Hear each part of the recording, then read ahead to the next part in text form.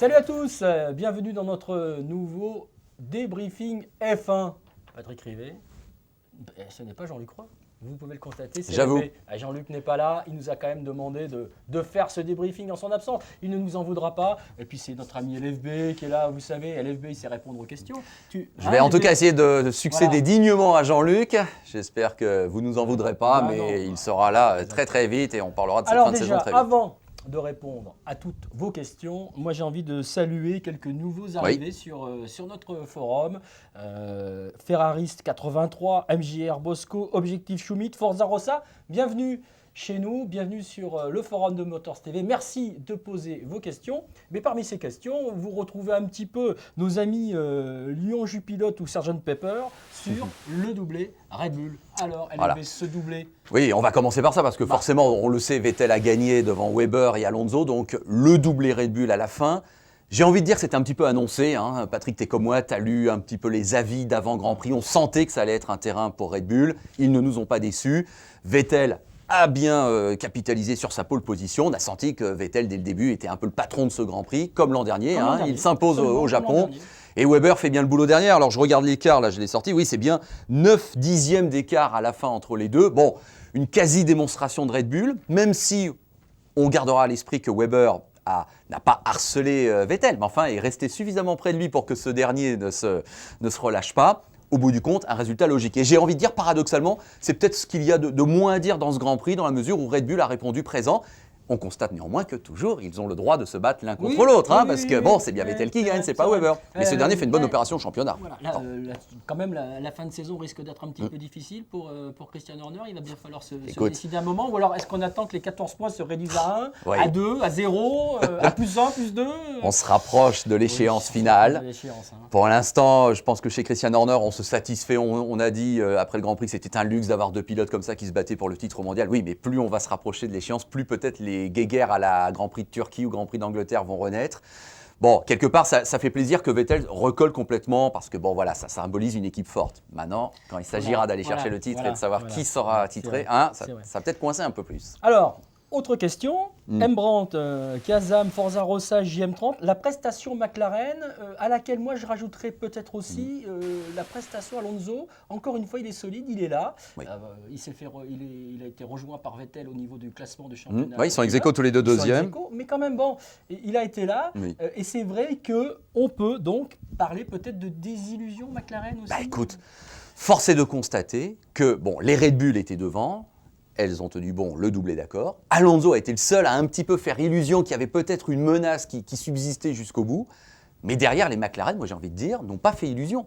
Alors si on reprend les événements depuis le début, tu as Hamilton qui se crache en essai libre dès le vendredi matin. Déjà un symbole, on le sait qu'il sort de Grand Prix difficiles. Bon, ça s'est pas vraiment arrangé. Et puis on lui change sa boîte de vitesse. Il perd 5 places sur la grille. Et puis en course, on l'a bien vu, cette poussière de carbone qui s'échappe de ses pneus à chaque freinage. Et puis à la fin, il lâche complètement parce qu'il sinon il l'abandonne. Bon, donc ça va pas. Ça s'est pas bien passé chez McLaren et pour Hamilton. Après, tu as la fameuse stratégie Button où on nous dit je suis le seul à avoir des pneus durs. Et du coup, je vais. Comme ça, je vais m'en prendre plein. Voilà. Mais moi, écoute, je ne sais pas si tu y as cru. Moi, je n'y ai jamais cru. Parce que si on estime que ça va marcher, cette stratégie, on estime donc qu'on va retarder son arrêt au stand et puis qu'on aura suffisamment d'avance pour quand on s'arrêtera, on repartira devant tout le monde. Enfin, c'est pas possible.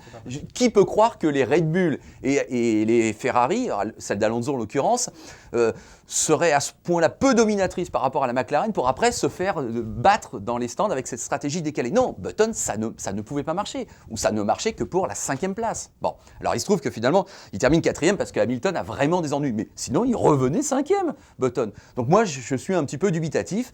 Et on est obligé de se dire que 4 et 5, à un paquet de secondes derrière, est-ce que c'est pas le Grand Prix où McLaren a abandonné tous ses espoirs de titre mondial? En tout cas, ça ressemble un peu. Effectivement, on peut peut-être le penser, sachant que Red Bull était au rendez-vous, Ferrari aussi, et que là, effectivement, on sent quand même que depuis quelques Grands Prix, c'est un petit peu plus difficile. En tout cas, Button s'est arrêté trop tard. Ça, c'est sûr. Il n'y avait pas besoin de ça, à mon avis. Mais oui. Donc, il n'a aucune avance, en fait. Voilà. Donc, et il l'a dit lui-même. On aurait dû effectivement s'arrêter au moins 5 tours avant, parce que là, on a perdu en plus beaucoup de temps. Donc déjà, moi j'ai un doute sur la stratégie, mais en plus, de fait, ils ne l'ont pas bien appliqué. Bon, alors, je vais oser dire aussi que tu es d'accord avec Lord Mart, Flo62 et Ludo74, avec ce qu'on peut appeler le petit génie du Grand Prix. Je vois ce que tu veux dire. Ouais. Kobayashi, tu es entièrement d'accord avec eux? Écoute, moi j'ai été époustouflé, bluffé, admiratif. Kamui Kobayashi, on l'a vu quand l'année dernière il a commencé, il a tout de suite eu quelque chose, il n'a pas eu peur d'aller au combat. Là il jouait à domicile, on peut supposer qu'il a été galvanisé. Là, voilà. Bon. Mais il nous a fait des dépassements qu'il a été le seul à faire pendant la course. C'est à l'épingle, tu sais, c'est pas la portion spoon, c'est la petite épingle avant. Il a été le seul à plonger à l'intérieur, mais plusieurs fois, 4 ou 5 fois, et à méduser, j'ai le sentiment, ses adversaires. Alors, les autres n'étaient pas en mesure de le faire, n'étaient pas en mesure de lui répondre, et j'ai même le sentiment qu'à chaque fois, il les a surpris, et il a été donc le seul à faire ça. Et puis là, il n'y avait pas de problème de frein pour lui, jusqu'au bout. Il a attaqué comme un fou, et moi je dis, ça a été la sensation de ce Grand Prix. Il a été exceptionnel, j'irais même jusqu'à dire qu'il a été génial, voilà, de temps en temps, ça arrive. Alors il termine que 7 au final, on peut se dire, c'est peut-être un peu décevant de façon comptable, mais il a illuminé ce Grand Prix du Japon. Alors, franchement. Vous êtes sûr d'une chose, c'est qu'au niveau des étoiles, le maximum d'étoiles, ça sera pour Kobayashi. Je vais mettre 3 étoiles à Vettel sur le forum sur le blog de Motors TV. À chaque fois, je remets mes étoiles. Donc, je mets 3 étoiles pour Vettel qui a fait le boulot devant. Sur 5, c'est pas un Grand Prix exceptionnel non plus pour le vainqueur. Il a été bon, mais je mets 3 étoiles. Je vais mettre 3 étoiles à Kobayashi parce qu'effectivement, il a tellement illuminé de sa classe ce Grand Prix qu'il mérite d'être à ce niveau. La désillusion Renault. Écoute, Patrick, tu es à la tête d'une équipe. Tu vois un de tes 2 pilotes se cracher dès le départ, aller dans le mur. Bon, tu sais déjà que tu n'as plus qu'une voiture. Admettons que ça puisse arriver qu'au départ, évidemment, on se frotte et qu'il y a des frictions. 3 tours plus tard, tu vois ton pilote qui est actuellement 2e de la course, Kubica en l'occurrence, qui abandonne piteusement. Au début, on ne comprend pas, puis on s'aperçoit par un axe de caméra que c'est la roue arrière droite qui n'est plus là. Ça fait un peu désordre. Il y a peut-être eu un petit souci.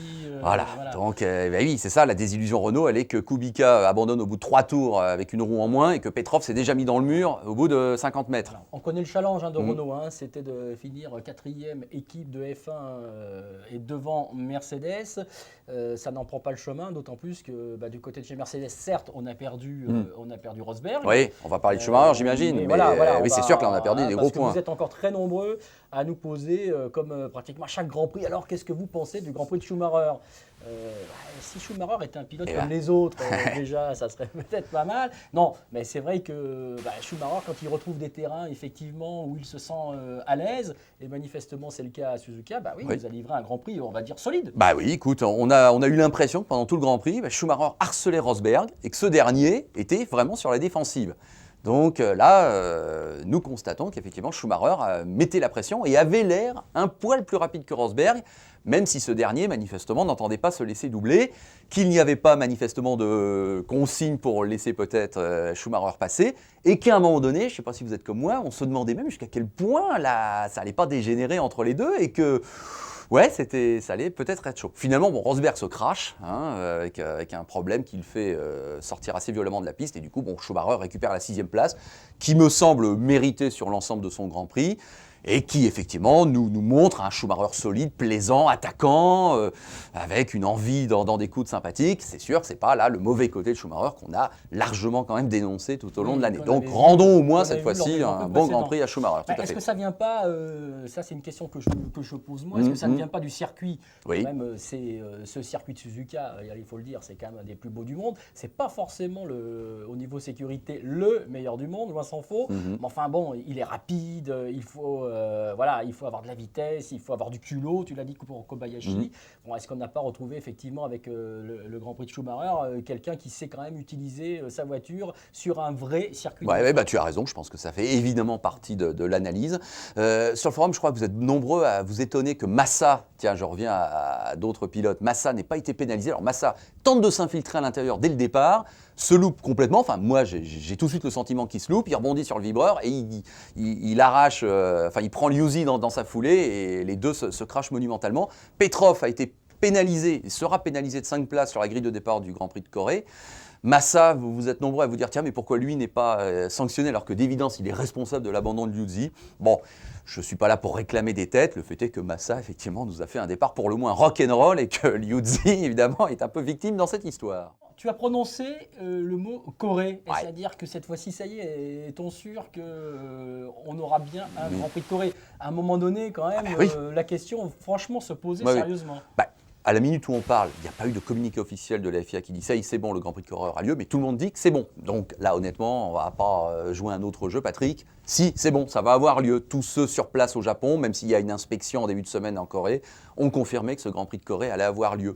Donc le Grand Prix sur le circuit de Yeogam, que nous découvrirons tous. Donc il reste bien, c'est ça la bonne nouvelle quelque part, il reste bien 3 Grands Prix avant la fin de l'année.